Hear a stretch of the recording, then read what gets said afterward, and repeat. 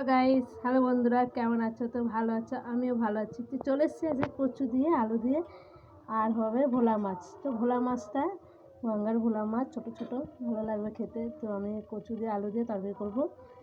আর এই যে দেখতে পাচ্ছেন, এর মধ্যে আমার লঙ্কা আর আদা বাটা আছে। তো আদা বাটাটা আমি আগে বেটে নিয়েছিলাম, তাও তো আমি হালকা করেই মশলা দেবো।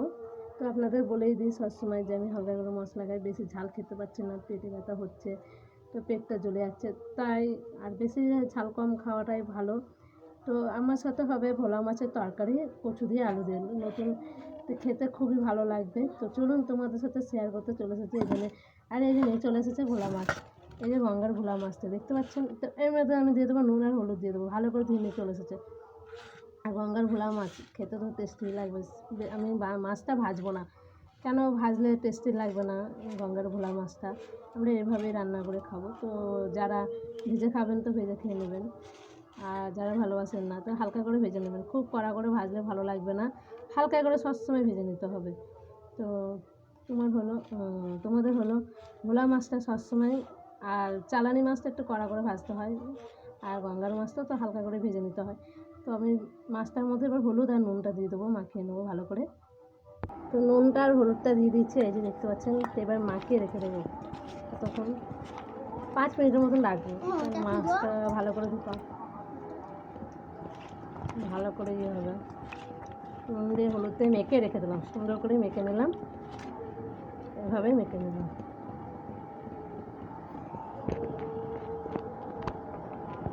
কড়াইটা বসিয়ে দিয়েছি, তাও তো আমি একটু ভাজা করেছিলাম বলে, একটা চিচিঙ্গা ভেজেছিলাম একটুখানি, ওই কড়াইটা আর ধুইনি, ওই কড়াইয়ের মধ্যে বসিয়ে দিয়েছি।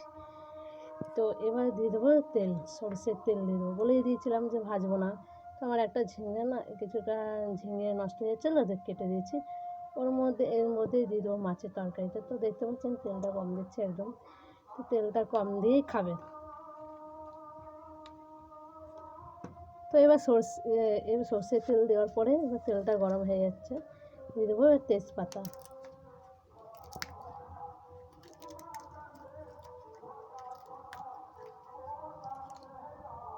দিয়ে দিচ্ছি তেজপাতা। এবার দিয়ে দেবো গোটা জিরা।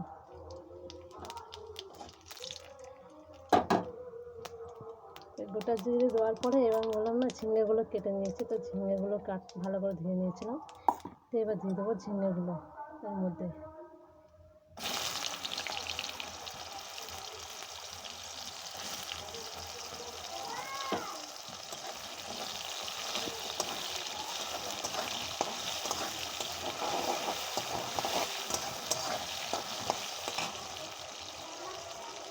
এটাকে বেশি একটু ভাজা ভাজা হবে ততক্ষণে।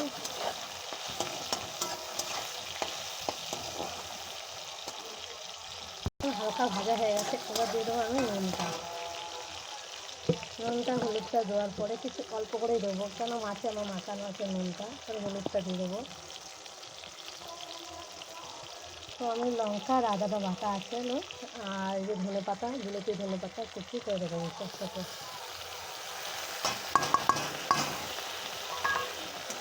এবার দিয়ে দেবো আমি আলু আর কচুটা, যা তো আমি একটু হালকা করে ভাত দিয়ে নিয়েছি, একটু ভাতটা দিয়ে নিয়েছিলাম, এই জন্য পরে দিলাম। এই যে এবার দিয়ে দিলাম কচুটা আর আলুটা।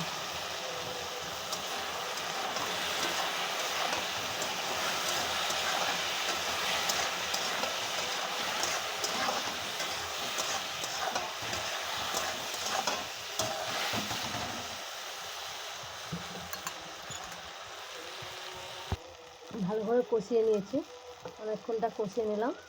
এবার দিয়ে দেবো, আমি দেখতে পাচ্ছেন কষিয়ে ভালো করে নিয়েছি। এবার দিয়ে দেবো মাছটা, একটু ফাঁকা করে নিলাম, তারপর কষে তো একটু লেগে যাচ্ছে, মানে চলে আসছে সবাই দেখতে হবে। এবার মাছগুলো আমি দিয়ে দেবো,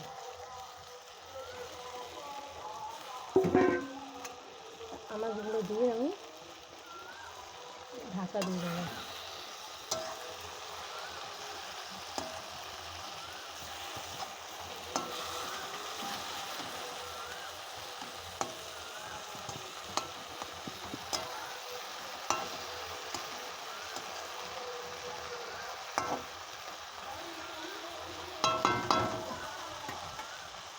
তো মোটা ভাবটা হবে, সেদ্ধ সেদ্ধ হবে, জলটা পুরোটা টেনে নেবে।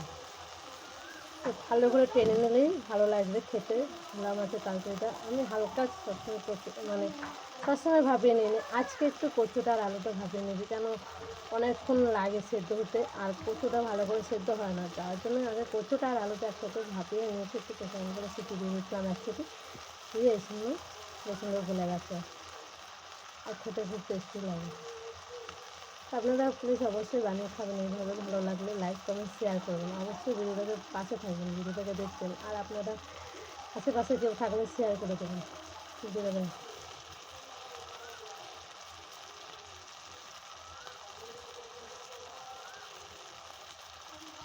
উঠিয়ে নিয়েছিলাম, দেখতে পাচ্ছেন কি সুন্দর হয়ে গেছে। এবার দিয়ে দেবো জলটা, বেশি একদম দেবো না, যাতে আমার আনাজ সেদ্ধ হয়ে গেছে, অল্প করে জলটা দেবো।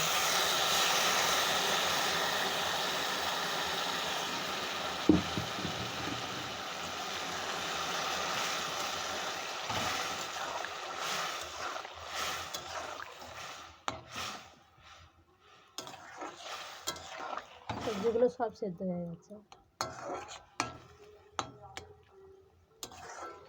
কারণ আমি ভাজা মশলাটা দিই, নামানোর আগে ভাজা মশলাটা দেবো, দেখুন খেয়ে দেখুন খুবই ভালো লাগবে। কিন্তু ফুটতে চলছে, দেখুন ফুটে যাচ্ছে, সঙ্গে সঙ্গে ফুটেও যাচ্ছে, তাড়াতাড়ি হয়ে যাচ্ছে,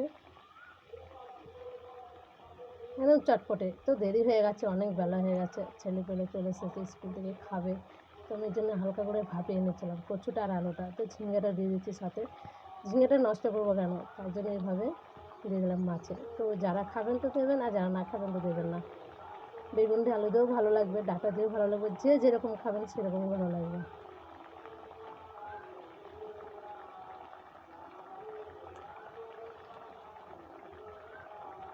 এবার দিয়ে দেবো ভাজা মানে তরকারির মধ্যে ভাজা মশলাটা দিয়ে দেবো।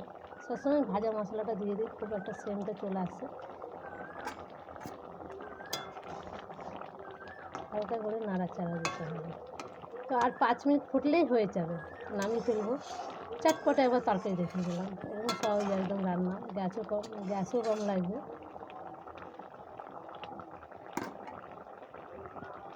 তো তরকারিটা হয়ে গেছে, ভোলা মাছের তরকারি, এবার নামিয়ে ফেলবো। দেখতে পাচ্ছেন ভোলা মাছের তরকারি হয়ে গেছে। তো কচু দিয়ে, আলু দিয়ে, আর ঝিঙে দিয়ে, ধনে পাতা দিয়ে, লঙ্কা দিয়ে, আদা দিয়ে, আর দিয়েছি ভাজা মশলা, ধনে আর জিরে ভেজে একবার গুঁড়ো করে রেখে দিয়েছি। তো ভালো লাগলে লাইক কমেন্ট শেয়ার করুন, এইভাবে রান্না করে খেয়ে দেখবেন, ভালোই লাগবে। লাইক কমেন্ট শেয়ার করুন, টাটা, বাই বাই।